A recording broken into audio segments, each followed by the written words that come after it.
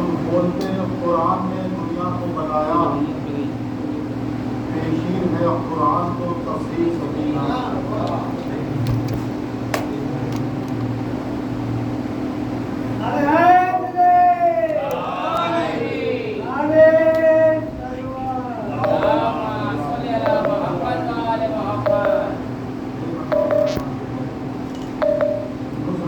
سرور میں جذبہ ایک سال رکھا گیا، کربلا میں آئینے پہ آئینہ رکھا گیا، اس کے ہاتھوں پر نہ رکھا ہاتھ بیعت کے لیے، ہاتھ پر تلوار کی ہنس کر گلا رکھا گیا، سر 72 ہو نہ پائے تھے شب عاشور تک، سر 72 ہو نہ پائے تھے شب عاشور تک، ان کو آنا تھا کرے سرور کھلا رکھا گیا، مدحت سرور میں اٹھنے سے جنہیں پرہیز تھا، مدحت سرور میں اٹھنے سے جنہیں پرہیز تھا، بس انہی ہاتھوں کو ماتم سے جدا رکھا گیا۔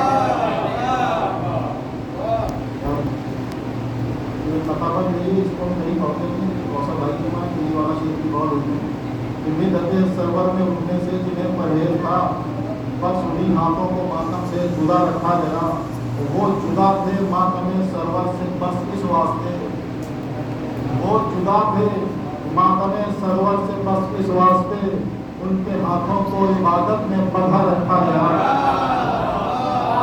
ان کے ہاتھوں کو عبادت میں بندھا رکھا گیا، وہاں گئے جھولے سے رب کو مسکرا کر جیتنے، ننھے پیروں سے قدم کتنا بڑا رکھا گیا، ننھے پیروں سے قدم کتنا بڑا رکھا گیا، اور دو جہاں میں ہے زمین نینوا اتنی بلند، دو جہاں میں ہے زمین نینوا اتنی بلند، آسمانوں کو بھی زیر کربلا رکھا گیا، آسمانوں کو بھی زیر کربلا رکھا گیا، اور سج گیا جب ایک علم سرور کی نصرت کے لیے، سج گیا جب ایک علم سرور کی نصرت کے لیے، تب عزا خانے میں لا کر تعزیہ رکھا گیا، تب عزا خانے میں لا کر تعزیہ رکھا گیا، اور ممبروں پر مدحانی کے لیے جعفر زدہ سمت مولا سے دلوں میں حوصلہ رکھا گیا۔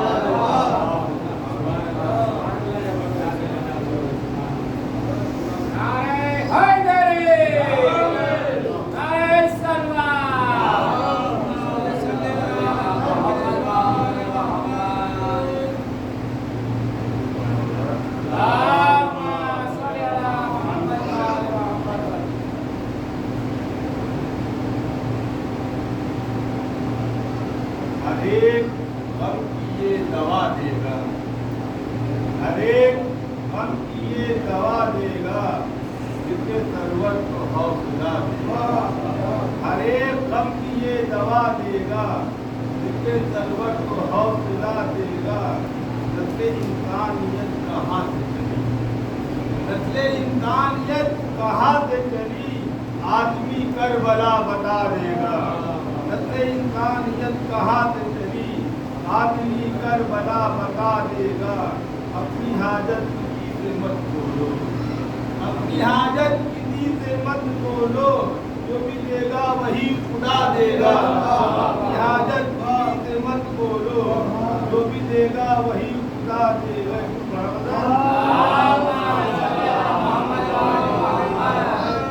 جو بھی دے گا وہی خدا دے گا۔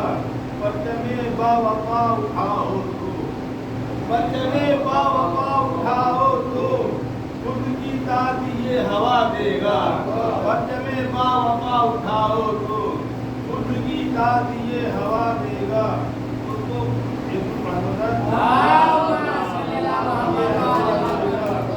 کو غم کوئی کیا ستائے گا، اس کو غم کیا کوئی ستائے گا، جو سکینہ کا واسطہ دے گا، اس کو کیا غم کوئی ستائے گا، جو سکینہ کا واسطہ دے گا۔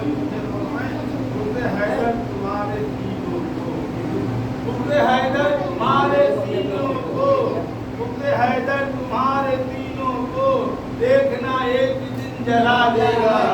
उससे हैदर तुम्हारे सीनों को देखना एक दिन जला देगा। इश्क गादी जिसको है कौसर, इश्क गादी में जिसको है कौसर, इश्क गादी में जिसको है कौसर, वो जमाने को बस पका देगा, वो जमाने को बस पका देगा।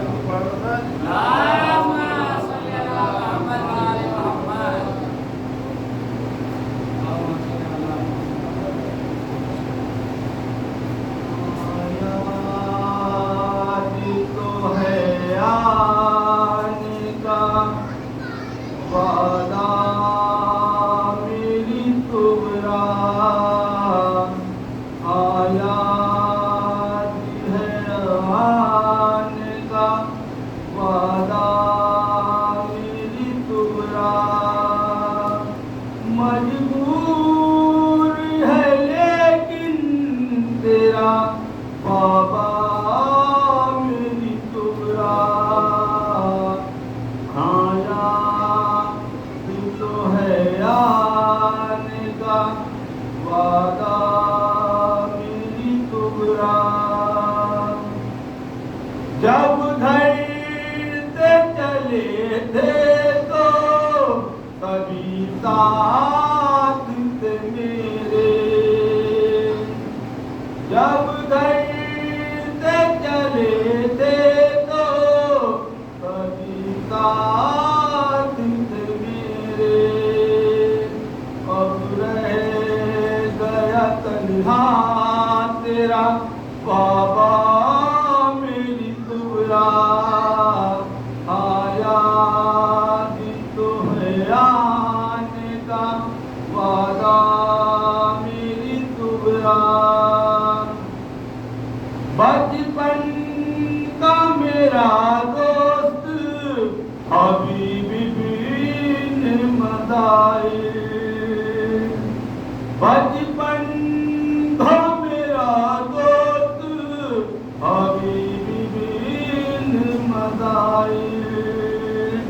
मक़तल में गया हूँ मैं नहाया मेरी तुबरा, आया तो है आने का वादा मेरी तुबरा। मामू बेफिदा हो गए ज़ैनब के दुलारे, मामू बेफिदा हो गए ज़ैनब के दुलारे। लाया हूँ अभी दोनों का लाचा मेरी तुबरा, आया तो है आने का वादा मेरी तुबरा। दरिया से न पलटा मेरे लश्कर का अलमदार, दरिया से न पलटा मेरे लश्कर का अलमदार। मैं लेके अलम आया हूँ तन्हा मेरी तुबरा, आया तो है आने का वादा मेरी तुबरा। चंद लम्हों का मेहमान हूँ बस इतना समझ लो, चंद लम्हों का मेहमान हूँ बस इतना समझ लो। करना है अभी यसीर का सजदा मेरी तुबरा, आया तो है आने का वादा मेरी तुबरा।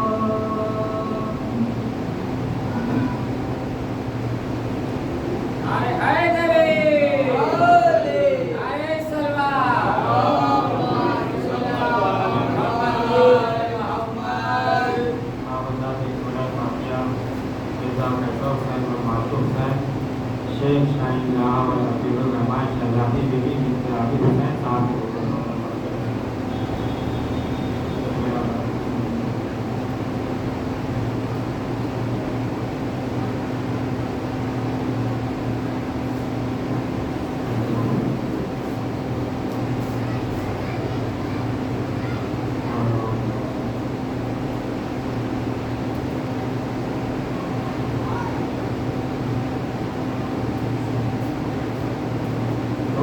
محمد وعلى محمد.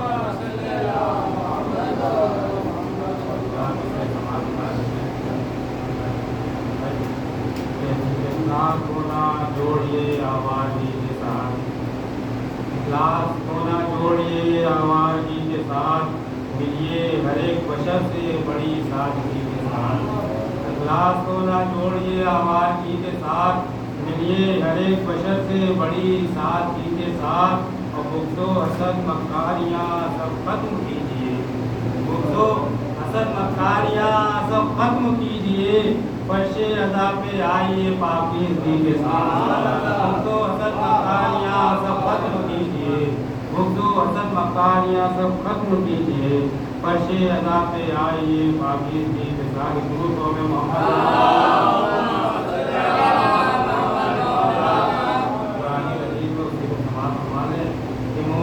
ہوتی مکمل ہے دعا ایک سے ایک, مومنو ہوتی مکمل ہے دعا ایک سے ایک. 12 معصوموں کا درد ہے سجا ایک سے ایک. مومنو ہوتی مکمل ہے دعا ایک سے ایک, 12 معصوموں کا درد ہے سجا ایک سے ایک. وہ پنجے تن پاک کا دیتے ہیں وسیلہ ہم جب, پنجے تن پاک کا دیتے ہیں وسیلہ ہم جب. ہم کو دیتا ہے خدا دے تو صلہ ایک سے ایک, ہم کو دیتا ہے خدا دے تو صلہ ایک سے ایک. ہم تو جاتے ہی نہیں چھوڑ کے در حیدر کا, ہم تو جاتے ہی نہیں چھوڑ کے در حیدر کا. نہ خدا مانگنے والوں کو ملا ایک سے ایک, نہ خدا مانگنے والوں کو ملا ایک سے ایک. شیر دیکھے فرش غم جو بھی بچھاتا ہے یہاں مولا کا, فرش غم جو بھی بچھاتا ہے یہاں مولا کا. خلد سے فاطمہ دیتی ہے دعا ایک سے ایک, خلد سے فاطمہ دیتی ہے دعا ایک سے ایک. خلد سے فاطمہ دیتی ہے دعا ایک سے ایک. وہ بھیج کر خط کو جری نے نہیں دیکھا مڑ کر, بھیج کر خط کو جری نے نہیں دیکھا مڑ کر. سورما کوئی بھی آگے نہ بڑھا ایک سے ایک, سورما کوئی بھی آگے نہ بڑھا ایک سے ایک. سورما کوئی بھی آگے نہ بڑھا ایک سے ایک. مومنو کون منافق ہے یہ جانو تو ذرا, مومنو کون منافق ہے یہ جانو تو ذرا. یا علی نام کا نعرہ تو لگا ایک سے ایک, یا علی نام کا نعرہ تو لگا ایک سے ایک. اور تو دوزخ میں جلے گا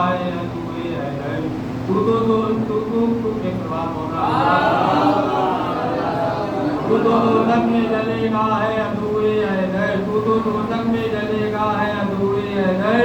تیری دیکھی ہے زمانے میں خطا ایک سے ایک, تیری دیکھی ہے زمانے میں خطا ایک سے ایک. آخری شعر و مقطع کہ تیری دیکھی ہے زمانے میں خطا ایک سے ایک. اور خرچ کرتا ہے تو شبیر کا اپنی دولت, خرچ کرتا ہے جو شبیر کا اپنی دولت. رحمتوں کی تو برستی ہے گھٹا ایک سے ایک, رحمتوں کی تو برستی ہے گھٹا ایک سے ایک. رحمتوں کی تو برستی ہے گھٹا ایک سے ایک. وہ مقطع دیکھے کہ جامع کوثر ہے تمہارے لیے آؤ کوثر, جامع کوثر ہے تمہارے لیے آؤ کوثر. مدح خوانی کو تیری ہم نے سنا ایک سے ایک, مدح خوانی کو تیری ہم نے سنا ایک سے ایک. مومنو ہوتی مکمل ہے دعا ایک سے ایک, 12 معصوموں کا درد ہے سجا ایک سے ایک. آئیے میں بہت ہی کوئی نام سے آواز دوں گا مولانا منتظر حسین حاجی صاحب کا سے آؤ. میں جس کو خطاب کروں ان کے استقبال کے لیے آواز بلند نعرہ تلوار.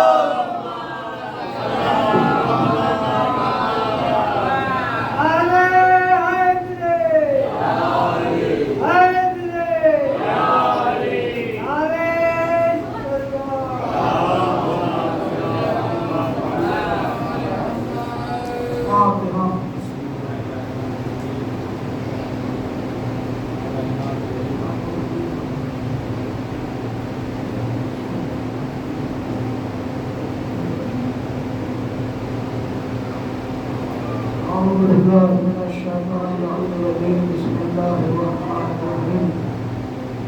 الحمد لله رب العالمين, والصلاة والسلام على أشرف الأنبياء والمرسلين وخاتم لما سبق لفاتح لمن ملك المعلن الحق بالحق بالقاسم محمد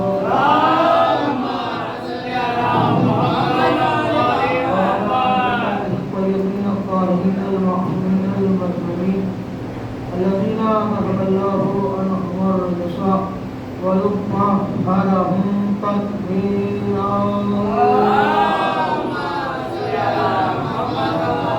ولعنة الله على أعدائهم وغافلي حقوقهم ومنكري فضائلهم ومصائبهم وشفاعتهم وإمامتهم وسخاوتهم وتكفيرهم أجمعين من ليلنا هذا إلى قيام يوم الدين أما بعد فقد قال رسول الله صلى الله عليه وآله وسلم زينوا مجالسكم بذكر علي بن أبي طالب سامعین مکرم معظم برادران ایمانی قبران ملت مددگاران آقا حسین علیہ السلام آپ کے سامنے بڑی مشہور و معروف حدیث کہ آپ تمامی حضرات اس کا ترجمے سے بھی باقاعدہ واقف ہوگی کہ ہر خطیب ہر علماء ہر عالم ہر ذاکر اپنے اعتبار سے اپنی علمی صلاحیت پر اس پہ گفتگو کرتا ہے، لیکن آج کچھ معلومات آپ کی بارگاہ میں عرض کرنا ہے کہ نبی نے ارشاد فرمایا زینوا مجالسکم بذکر علی بن ابی طالب کہ زینت دو اپنی مجلسوں کو علی کے ذکر سے، سجاؤ اپنی مجلسوں کو علی کے ذکر سے، نکھارو اپنی مجلسوں کو علی کے ذکر سے۔ لیکن آپ اگر غور کریں تو لغوی اعتبار سے مجلس اسے کہا جاتا ہے کہ جہاں کچھ افراد جمع ہو جائیں تو اس کو مجلس کہا جاتا ہے، لیکن آپ اگر مشاہدہ کریں اپنے اس معاشرے میں تو آپ نے یہ بھی دیکھا ہوگا کہ ہمارے برادران کے بڑے بڑے جلسے، بڑی بڑی تقریریں اور بڑے بڑے اجلاس اور محفلیں ہوتی ہیں، لیکن آج تک کسی کے اشتہار میں، بینر میں، پوسٹر میں آپ نے مجلس کا نام نہیں دیکھا ہوگا۔ کسی عنوان سے بھی ہو، شعبہ اسلام کے نام سے جلسہ کیا جائے، اجلاس کسی بھی نام سے ہو، عنوان سے ہو، مگر آج تک کسی نے کسی اشتہار میں مجلس نہیں لکھا، کیونکہ اس لیے کہ لغوی اعتبار سے تو مجلس اسے کہتے ہیں کہ جہاں چند افراد جمع ہو جائیں، لیکن حقیقت کے اعتبار سے مجلس وہ ہوتی ہے جس میں علی کا ذکر کیا جائے۔ تو اس کا مطلب نبی نے صرف یہ نہیں بتایا کہ خطیب بنو، بلکہ نبی نے یہ بھی بتایا کہ کتابت میں کیا پڑھو۔ اور آج کے دور میں مجھے لگتا ہے کہ اس کی زیادہ ضرورت ہے کہ ملت کو اس حدیث کو پڑھنا چاہیے، غور کرنا چاہیے کہ نبی نے کہا کہ زینت تو اپنی مجلسوں کو علی کے ذکر سے، سجاؤ اپنی مجلسوں کو علی کے ذکر سے، کیونکہ اس لیے کہ علی کا ذکر خالی علی کا ذکر نہیں ہے، بلکہ علی کا ذکر میرا ذکر اللہ کا ذکر، اور جو اللہ کا ذکر ہے وہ عبادت ہے۔ تو اس کا مطلب ہم علی کا ذکر کرتے ہیں لیکن اللہ کی اس کے ساتھ عبادت بھی کرتے ہیں۔ اگر آپ کو یقین نہ ہو تو ابھی دلیل دے دیں کہ ابھی ہم فضائل پڑھیں گے اور آپ سبحان اللہ کہیں گے، جزاک اللہ کہیں گے، ہم فضائل تو مولا علی کے پڑھیں گے، تو آپ کو کیا کہنا چاہیے؟ آپ کہیے سبحان علی، جزاک علی۔ اچھا چلیے فضائل ہم پڑھ رہے ہیں، آپ ہمارے لیے کہہ دیں کہ سبحان منتظر، جزاک منتظر، لیکن فضائل ہم پڑھ رہے ہیں، اب فضائل مولا علی کے پڑھ رہے ہیں، آپ کہہ رہے ہیں سبحان اللہ، جزاک اللہ، سبحان اللہ، جزاک اللہ، کیونکہ یہی تو نبی نے بتایا کہ سنو گے علی کو اور پکارو گے اللہ کو۔ ایک درود پڑھے گا محمد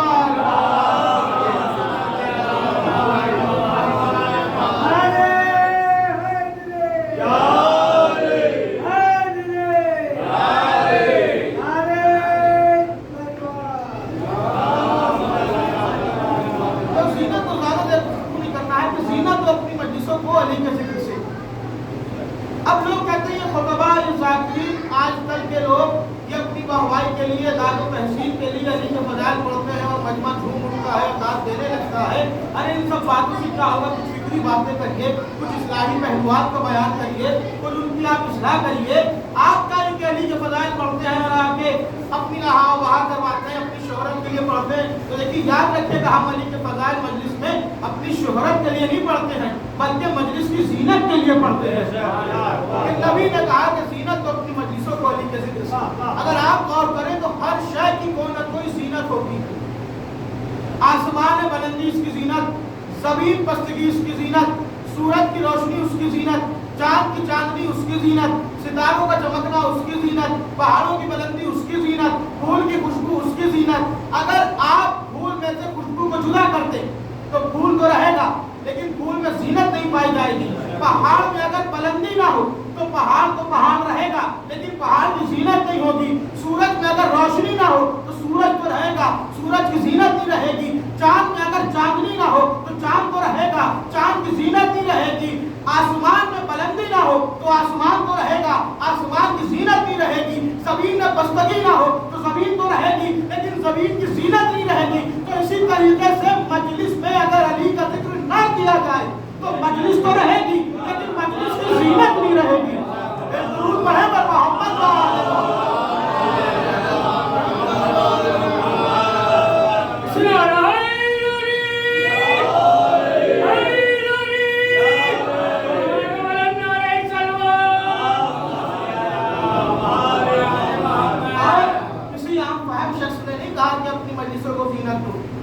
बल्कि नबी जैसे ने कहा कि जिसके लिए कुरान का है कि वमायंतिक़ु हवा, ये वमायंतिक़ु हवा की मंजिल पर फायद है, अपनी जानिब से कलाम ही नहीं करते।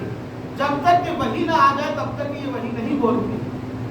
जब वही अल्लाह की जानिब से नाजिल होती है मेरा हबीब तब कलाम करता है।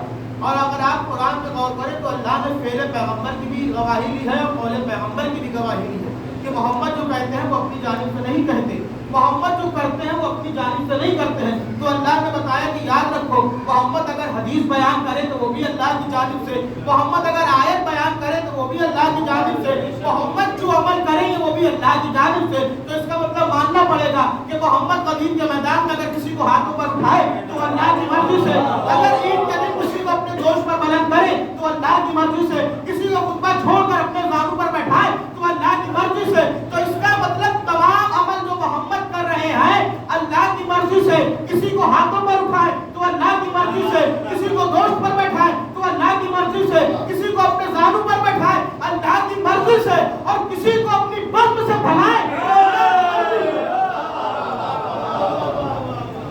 मोहम्मद को कुरान गवाही दे रहा है, कौल पैगंबर की, फेल पैगंबर की ज़मानत हमारी है। मोहम्मद अपनी जानिब से तो कुछ करते ही नहीं है। तो वो मोहम्मद जो वमायंतिक़ु हवा की मंजिल पर फाइल मोहम्मद है, उसके लिए अल्लाह कह रहा है। और उन्होंने इरशाद फरमाया, चले कि ज़बान मोहम्मद का कमाल क्या है।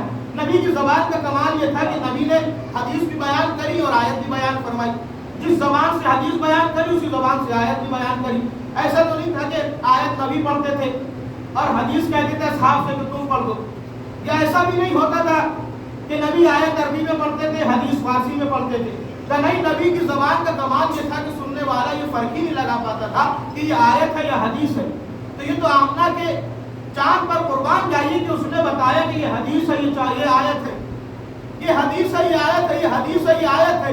अगर मोहम्मद ना बताते तो कौन ये फर्क लगा सकता था?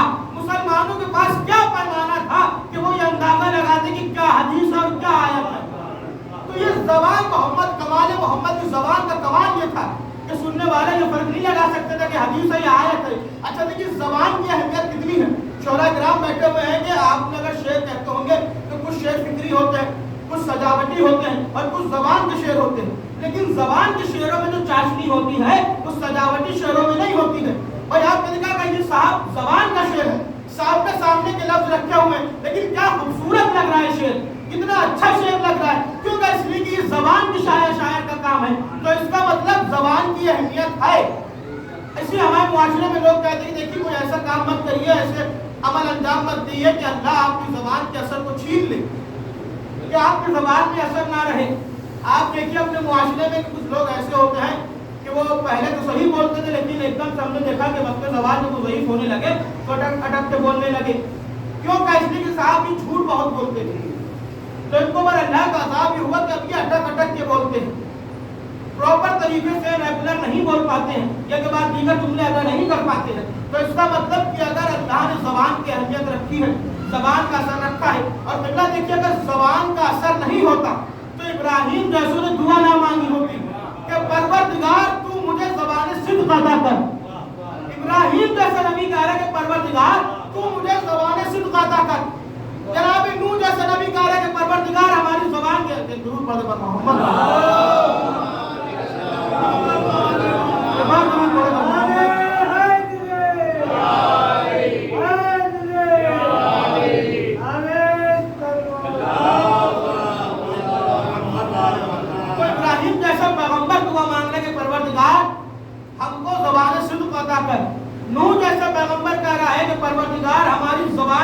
گراہوں کو کھول دے.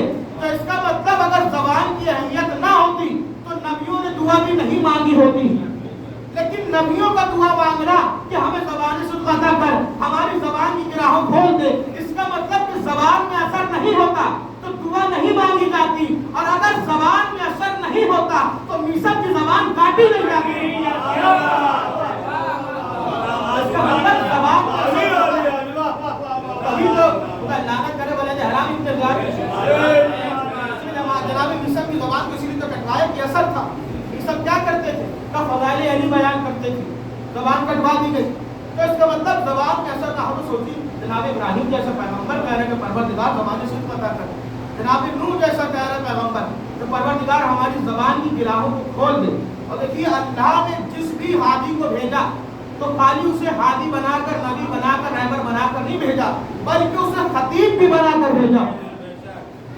خطیب بھی بنا کر بھیجا. کیوں کہ اس لیے کہ تبلیغ جو کی جائے گی وہ خطابت کے ذریعے کی جائے گی. اب خطابت ہے کہ آپ دیکھیے کہ ہمارے کے نماز جمعہ جو ہوتی ہے وہ ادا کی جاتی ہے, ابھی آپ نے ادا کری ہوگی. تو جب نماز جمعہ کا جز ہے خطبہ اور خطبے کا جز ہے فضائل آل محمد,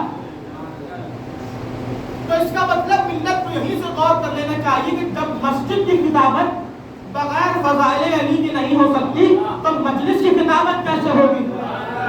اس میں فضائل دیکھیے خطیب جتنا اچھا خطیب دلیل کر سکتا ہے دشمن اہل بیت کو کوئی نہیں کر سکتا ہے. اس کی دلیل کیا ہے کہ کریمہ ابن ابی جیسا خطیب, تو جس کو خطیب منبر سلونی کہہ رہے ہیں کہ تو خطیب و کریمہ, وہ کریمہ ابن ابی. مولانا نے ایک بار خط لکھا ہوگا, جاؤ معاویہ کو جا کے دے دو, خدا نعرہ کرے اس کو. کریمہ ابن ابی جب سنیے گا دربار کا منظر کیا ہے کہ درباری بیٹھے سامنے معاویہ بیٹھا ہوا.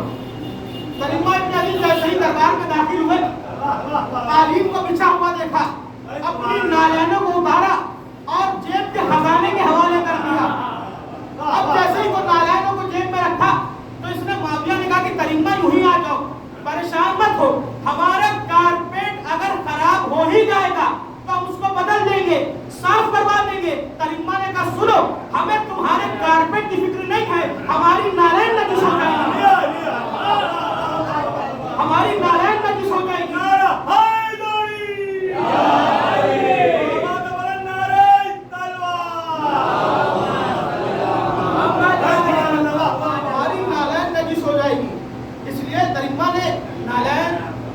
جیب کے حوالے کر دیا. اور اس کے بعد اب دیکھیے جتنا اچھا ذلیل خطیب کر سکتا ہے کوئی نہیں کر سکتا دشمن اہل بیت کو. اب کریمہ ابن ابی کا خط تھا 9 فٹ کا. آج کیونکہ عرب کے لوگ تو 7-6 فٹ کے ہوتے ہی ہیں, لیکن کریمہ کا خط 9 فٹ کا تھا. تو اس نے معاویہ نے کہا مذاق میں کہا کریمہ پیر تو زمین پر ہے لیکن آسمان کی کچھ خبر ہے. تو کریمہ نے کہا ہاں تازہ خبر ہے, کہو تو سنائے. کہنے کا ہاں بتاؤ کیا خبر ہے. کیا خبر یہ ہے کہ اللہ کے فرشتے تجھ پر لعنت کر رہے ہیں, اللہ کے فرشتے تجھ پر لعنت کر رہے ہیں. تو جتنا اچھا ایک ذلیل خطیب کر سکتا ہے اور کوئی اور نہیں کر سکتا ہے. اچھا دیکھیے یہ تو رہے خطیب کو جن کو منبر سلونی کہہ رہا ہے کہ کریمہ تم خطیب ہو. میں آپ کو ایک مناظرہ سناؤں, کچھ پہلو آپ کو کربلا میں سنا تھا لیکن آج پورا واقعہ مناظرہ سنیے. یہ ہمارے اور آپ کے چھٹے امام جعفر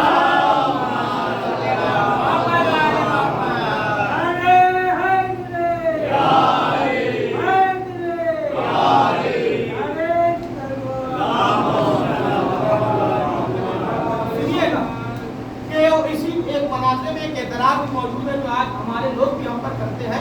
اب اس اعتراض کا جواب بھی اس میں کہ ہمارے رب چھٹے امام کے ایک صحابی تھے, غلام تھے, ان کی کنیز تھی جس کا نام حسنیہ تھا.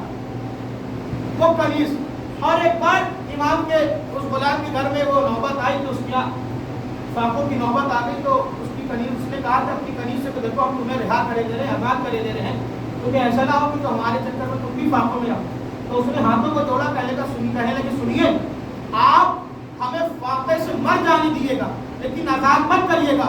کیا کیوں کا اس لیے کہ ہمیں آپ کی در کی وجہ سے, آپ کے گھر کی وجہ سے اہل بیت کا در ملا ہے, ہمیں آزاد مت کریے گا.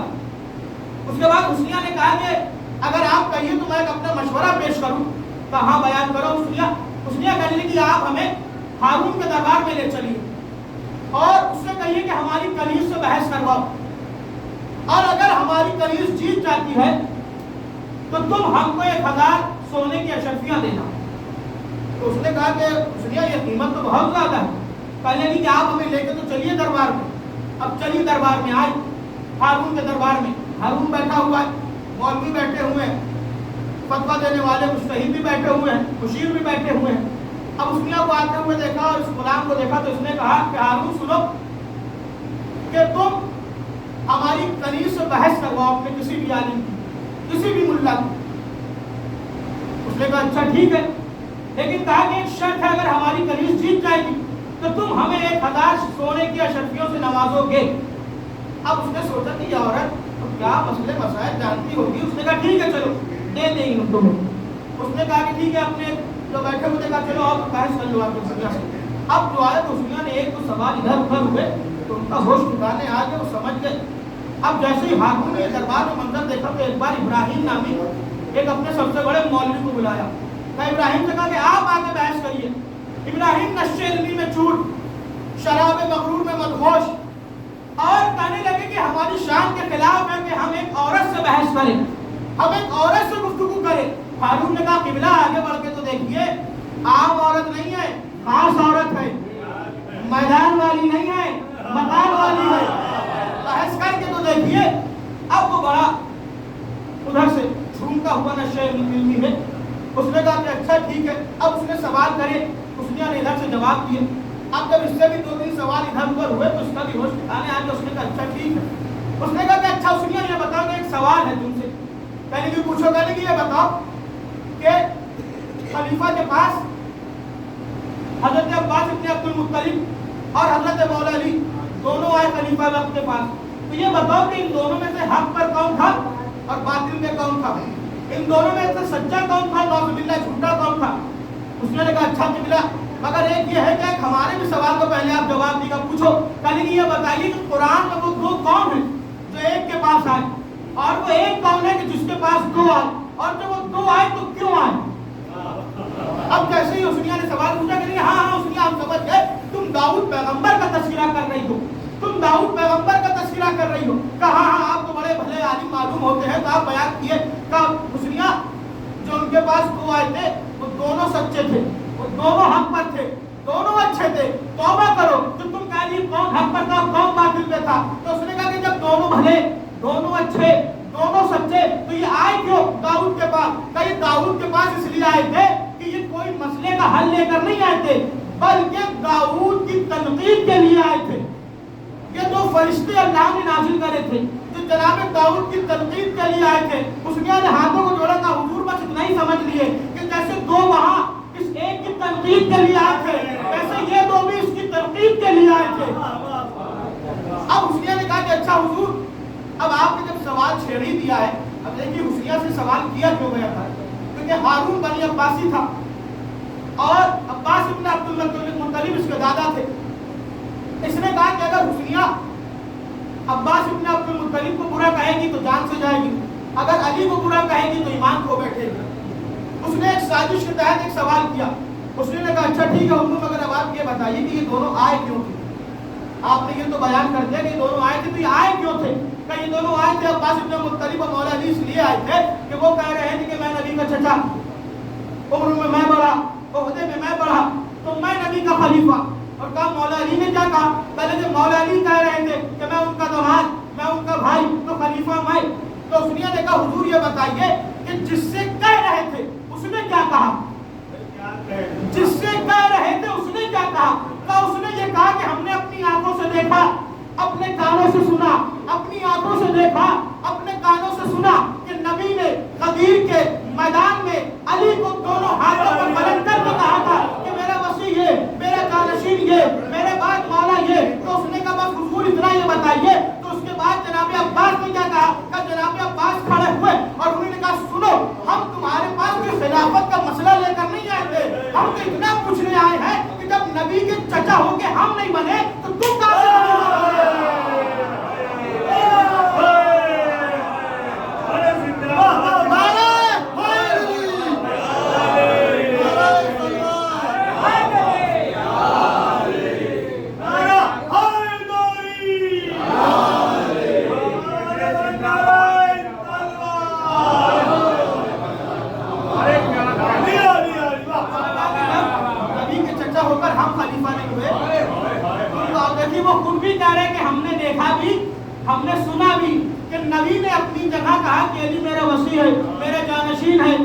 खलीफा है, तो इसका मतलब वो भी इकरार करते थे लेकिन इनकार कर रहे थे।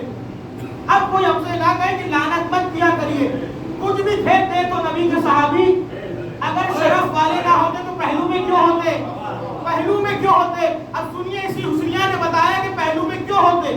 अब जैसे ही सुना तो फौरन इब्राहिम पीछे हटे, तो इतने में अबू यूसुफ बड़ा दरबार से हाजिर थे, प्री प्लेट मुफ्ती के फतवे पढ़वाते जाइए और रिचार्ज करवाते जाइए और फतवे पाते जाइए। जिस तरीके से अबू हुरैरा है कि आप झोलियां उसकी बेस पर रखती जाइए और रिवायतें करवाते जाइए, उस तरीके से यह था कि आप उसमें रिचार्ज करवाइए और ये फतवे एक से एक देगा। तो ये बड़ा आगे कहने लगे कि हुसैनिया तुम जिनके खिलाफ कह रही हो ना कि उन्होंने कहा, और अब्बास इब्न अब्दुल मुत्तलिब ने कहा कि जब चचा होकर हम नहीं हुए तो तुम कैसे हो गए, तुम जो उनके बारे में बहस कर रही हो खलीफा अव्वल के बारे में, तो ये बताओ कि क्या तुम्हें नहीं मालूम कि उनके इज्जत और शरफ के लिए इतना ही काफी है कि वो नबी के पहलू में दफन है। शरफ के लिए इतना ही काफी है कि पहलू में दफन है। हुसैनिया ने कहा अफसोस, जिसको तुम शरफ समझ रहे हो वही तो मलून होने का सबब है, वही तो मलून होने का सबब है। जिसको तुम शरफ समझ रहे हो कि वो पहलू में दफन है नबी के, तो बड़े इज्जत वाले हैं, बड़े मनसब वाले हैं, वो तो मलून है। उनका नबी के पहलू में दफन होना उनके मलून होने की दलालत है। उसने क्या कैसे, हुसैनिया ने कहा सुनो ऐसे कि नबी की कब्र किसी कब्रिस्तान में नहीं है, नबी के हुजरे में है, नबी के हुजरे में है। और कुरान ने नबी के हुजरे का कानून ये बयान किया कि बगैर इजाजत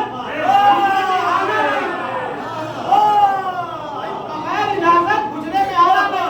उसने कहा कोई रिवायत, कोई गैरा, कोई अबू हुरैरा किसी ने लिखा हो कि इन्होंने इजाजत दी, इन्होंने इजाजत दी, इन्होंने इजाजत दी, जब किसी ने इजाजत दी नहीं तो ये दफनाए कैसे गए। हाँ, दफनाने की तो इजाजत नहीं मिलती, रवायत नहीं मिलती, मगर बम से भगाने की मिलती है। और तुम जिसको शरफ की बात समझ रहे हो कि उनके लिए मलून होने का सबब है, का कैसे कैसे कि नबी की जो कब्र है वो किसी कब्रिस्तान में तो नहीं है, नबी के हुजरे में है, हुजरे में है, हुजरे में है। तो तुम समझ रहे हो कि जब कोई रिवायत है नहीं इजाजत मांगने की तो दफनाया कैसे। अब उन्होंने कहा कि हो सकता है, देखिए हुसैनिया थी, अहले बैत के घर की कनीज थी, शहजादी की चाहने वाली थी, दुश्मन को कहाँ लाकर इसने शेर किया, कर ली अच्छा। उसने कहा कि हो सकता है। अब यूसुफ कह रहे कि हो सकता है कि नबी से उनकी बेटियां का अक्द हुआ था तो उन्होंने अपने हिस्से में उनको दफना दिया हो, अपने हिस्से में उनको दफना दिया हो। हुसैनिया ने कहा बस यहीं तक के लाना था। कहने लगी अफसोस कि ये तुम्हारी समझ में आई लेकिन तुम्हारों की समझ में ना आई। अरे जब नबी के हिस्से में सौदा का हक हो सकता है तो फातिमा को क्यों नहीं होता।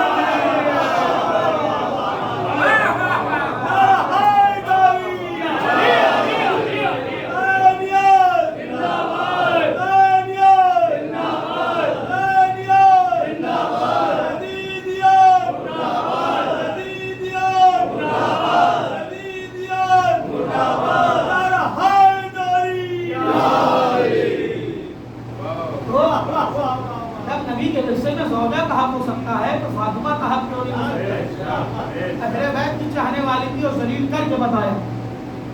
क्योंकि इसलिए कि देखिए पर आकर अहले बैत के दुश्मनों पर तनकीद करना, लोग कहते हैं कि साहब आप ये खलफशार वाली बातें मत किया कीजिए, आप इस्लाही पहलू बयान कीजिए, कुछ फिक्री बातें करिए।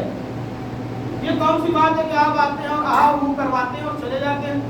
अरे कुछ इस्लाह को बताइए, आप इंसाफ से बताइए कि जो कौम अली को मान रही हो तो उसको भी इस्लाह की जरूरत है। तो क्या अल्हम्दुलिल्लाह, इसका मतलब देखिए जिसने अली को पहचाना नहीं वो अली वाला कहाँ से हुआ। और जो अली को पहचान लेगा फिर वो नमाज को कज़ा नहीं करेगा, क्योंकि हमारे मौला ने ही तो कहा था तो परवरदिगार हम तेरी इबादत न जहन्नम के खौफ में करते हैं न जन्नत की ख्वाहिश में करते, बल्कि तू लायक सजदा है इसलिए तुझे सजदा करते हैं।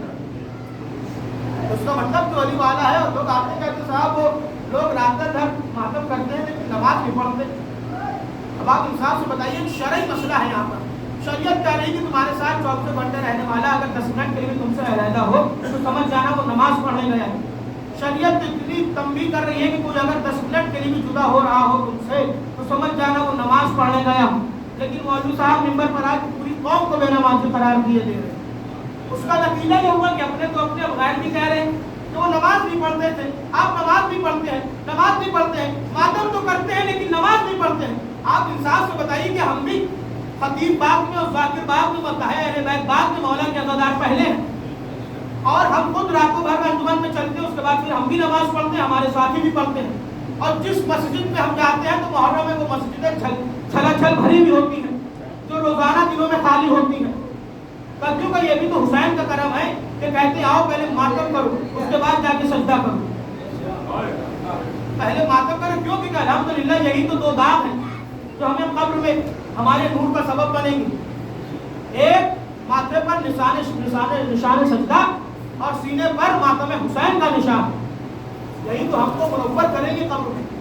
بس عزیزان گرامی، تو اس کا مطلب کیا ہے؟ اہل بیت کا ذکر اب اس ممبر سے نہ کیا جائے گا تو لوگ کہتے ہیں کہ آپ خلفشار کی باتیں، اب آپ انصاف سے بتائیے، آپ صاحب بیٹھے ملا اصلاح کرنے کی بات کی کہ جب ہم ہی نہیں بتائیں گے کہ اہل بیت کے قاتل کون تھے تو دوسرا کیوں بتائے گا؟ سوال تو یہ پیدا ہوتا ہے کہ جب ہم ہی نہیں بتائیں گے کہ اہل بیت کے قاتل کون ہیں تو ان کو کیا غرض ہے کہ وہ بتائیں کہ یہ ان کے قاتل وہ ان کے قاتل؟ تو یہ کام ہمارا ہے کہ ہم بتائیں کہ ان کا قاتل کون، بنت رسول کا قاتل کون، بنت علی کا قاتل کون۔ اور لوگ کہتے ہیں کہ یہ آپ جو کرتے ہیں تو اس میں خلفشار پیدا ہوتا ہے، خلفشار پیدا ہوتا ہے، خلفشار پیدا ہوتا ہے۔ اگر کرنا ہے تو گھر میں کریے، اس چوراہوں پر آ کے کیوں کرتے ہیں؟ لیکن خلفشار پیدا نہیں ہوتا ہے، بلکہ عرب میں ممالک میں یہ دستور اور قانون ہے کہ جب کسی کو سزا دی جاتی ہے تو کسی اندھیری کوٹری میں نہیں دی جاتی ہے، جمعے کے دن چوراہے پر دی جاتی ہے۔ بھائی اس سے پوچھی کہ جب سزا دینا ہے تو جیل میں لے جاؤ، کٹوری کوٹری میں لے جاؤ، زندان میں لے جاؤ، یہ چوراہے پر سزا کیوں دے رہے ہو؟ سزا اس لیے دے رہے ہیں کہ سزا کا حقدار جو ہے اسے سزا ملتی رہے اور دیکھنے والے کو تنبیہ ہوتی رہے کہ جب سوچو یہ نہیں بچا چوری کرنے پر تو تم کیسے بچو گے، جب یہ زنا کرنے پر نہیں بچا تو تم کیسے بچو گے؟ تو بھیا اس لیے ہم بھی تبرہ چوراہے پر کر کے بتاتے ہیں، ارے جب ایسے دشمن نہ بچے تو تم کیسے بچ جائیں گے؟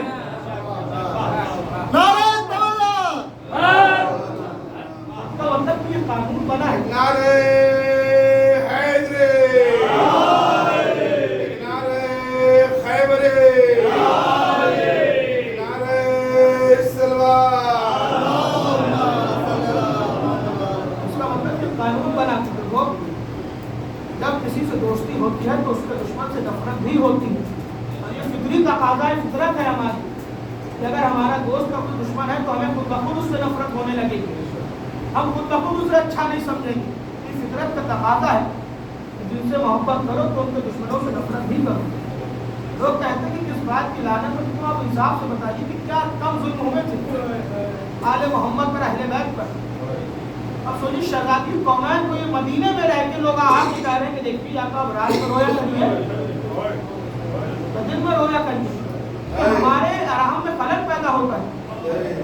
ابھی تو امام نے بیت الحجر کی تعمیر کری تھی کہ شہزادی آپ یہاں رویا کریں، لیکن تاریخ کی دو بیٹیاں ایسی نظر آئیں کہ جو اپنے باپ کے مرنے کے بعد زیادہ دن زندہ نہیں رہ پائیں۔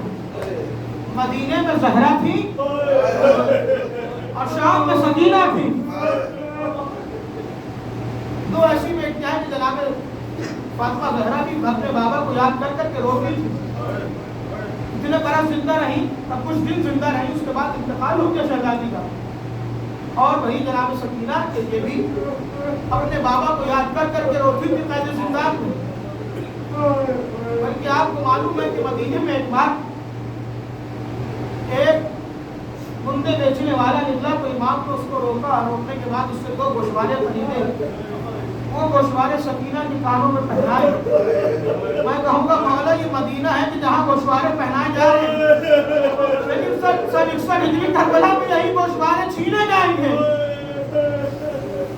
دار و شملہ معلوم خدا لعنت کرتا ہے، کہتا ہے کہ جب ہم نے خیموں میں آگ لگائی تو ہم نے دیکھا کہ ایک بچی کے دامن میں آگ لگی، کہنے لگا کہ ہم آگے بڑھے، ہم نے چاہا کہ اس بچی کے دامن کی آگ کو بجھائیں۔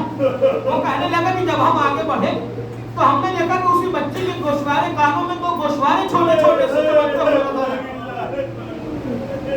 اس نے کہا کہ میری توجہ دامن سے ہٹی اور میں نے بچی سے کہا کہ گوشوارے مجھے دے دے۔ بچی نے کانوں پہ ہاتھ رکھ لی کہ بابا نے مجھے بڑے ارمان سے پہنائے تھے، آج میں پھر تم سے دوبارہ طلب کر رہا ہوں کہ یہ مجھے 3 बार तलब की किए और शहजादी ने 3 बार इनकार किया। उसके बाद आपको मालूम है इस वलद हराम ने क्या किया? इसने अपना नायका निकाला, उसको एक बार हवा में लहराया और लहराने के बाद बच्ची की पुष्ट पर मारा। सकीना त्योरा की जमीन पर गिर गई। ये मलून आगे बढ़ा, इसने गोशवारों को छीना। अरे गोशवारे छीनना थे कि बच्ची ने कानों पे हाथ रखे, मक्तल का रुक गया था बाबा। अरे मदीने में जो गोशवारे पैदा हुए थे वो करबला में छीन लिए। और वही सकीना जब अपने बाबा को बहुत याद करने की रोती थी। लेकिन आपको मालूम एक वक्त वो भी आया कि जनाब सकीना गिरिया करते करते सो गई। अब एकदम से चौक टोपी तो कहने लगी अपने भाई से सैयद सज्जाद कि भैया हमने अभी ख्वाब में बाबा को देखा। बाबा कह रहे कि सकीना आओ, तुमने बहुत अज़ियतें बर्दाश्त कर। भैया बाबा कहाँ है? भैया हमने अभी बाबा को देखा था। बाबा सज्जाद कहने लगे बहन सकीना यहाँ बाबा कहाँ है? अरे ये कहा अंधेरी कोठरी है, यहाँ बाबा कहाँ नजर आएंगे? उसके बाद बच्ची फिर रोने लगी। खुदा लानत करे यजीद पर। जब उसने बच्ची के रोने की आवाज सुनी तो उसने अपने दरबारी से कहा कि बताओ ये बच्ची क्यों इतना गिरिया कर रही है?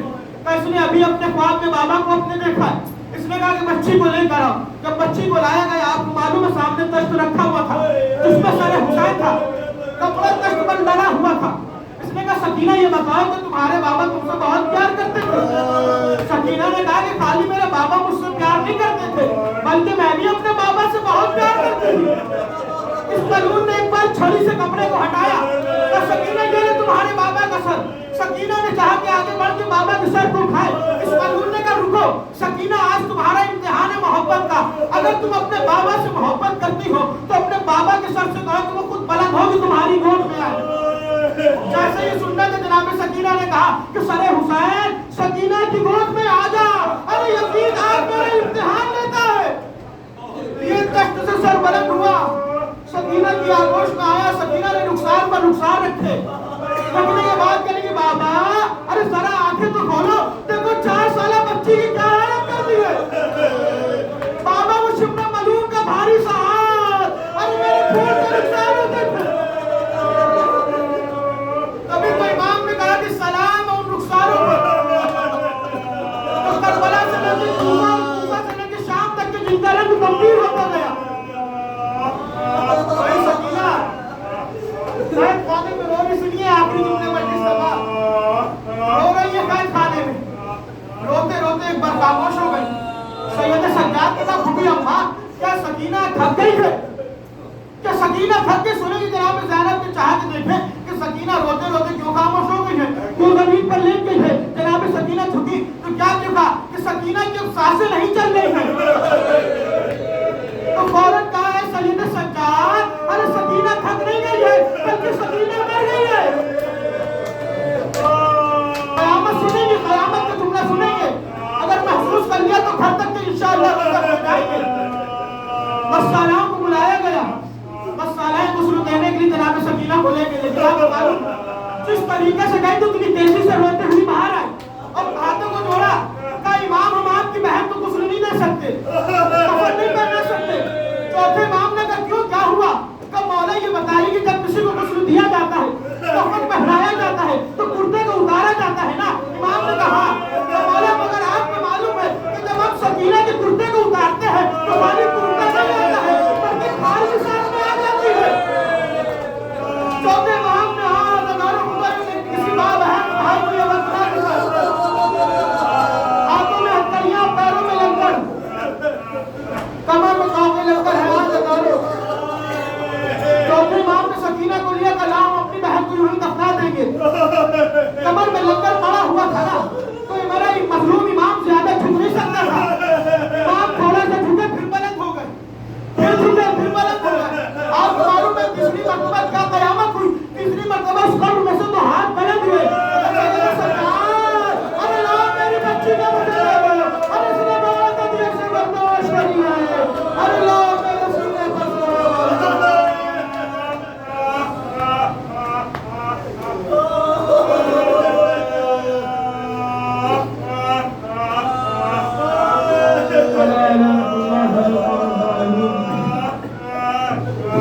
الذين ظلموا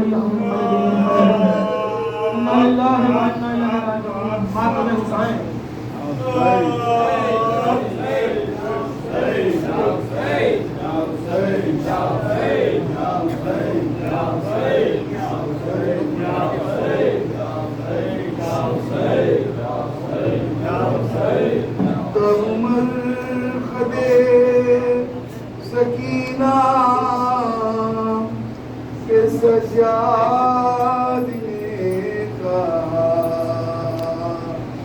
जा सकीना जा बाबा कसर आया जा सकीना जा बाबा कसर आया अरे बाबा तुम्हारा आया बाबा तुम्हारा आया गया वक्त नींद का जा सकीना जा बाबा कसर आया अरे आ जाइए आप लोग जा सकीना जा बाबा कसर आया सीने पे सोने वाली मट्टी पे सो गई मट्टी पे सो गई मट्टी पे सो गई बाबा को रोते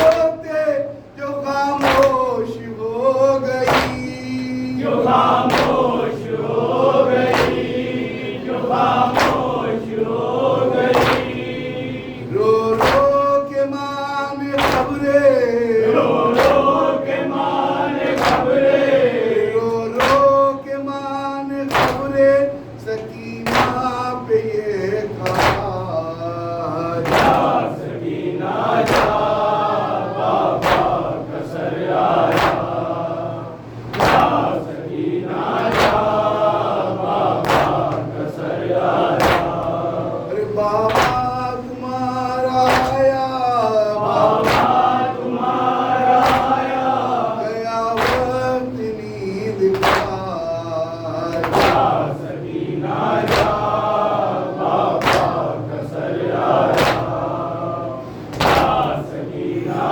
जा बाबा कसर आया बाबा को ढूंढती थी सकीना उठो उठो सकीना उठो उठो सकीना उठो उठो रातों को जागती थी सकीना उठो उठो सकीना उठो उठो सकीना उठो उठो लो आ गए बाबा लो आ गए हैं बाबा लो आ गए हैं बाबा ऐ जान जालिया जा सकीना जा बाबा कसर आया जा सकीना जा बाबा कसर आया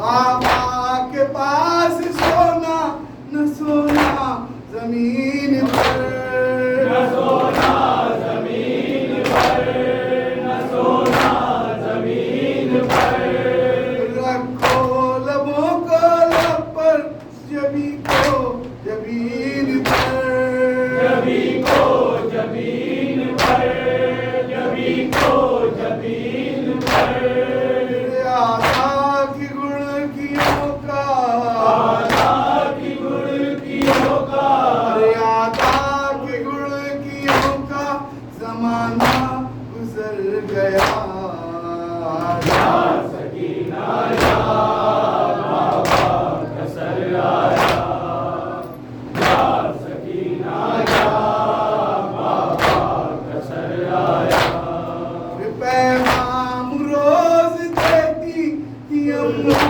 के नाम को अम्मू के नाम को अम्मू के नाम को रोती थी याद करके जिन्हें सुबह और शाम को जिन्हें सुबह और शाम को जिन्हें सुबह और शाम को जागो के जा रहे हैं जागो के जा रहे हैं जागो के जा रहे हैं यहाँ सो के जगा जा सकीना जा बाबा कसर आया जा सकीना जा बाबा कसर आया अरे बाबा तुम्हारा आया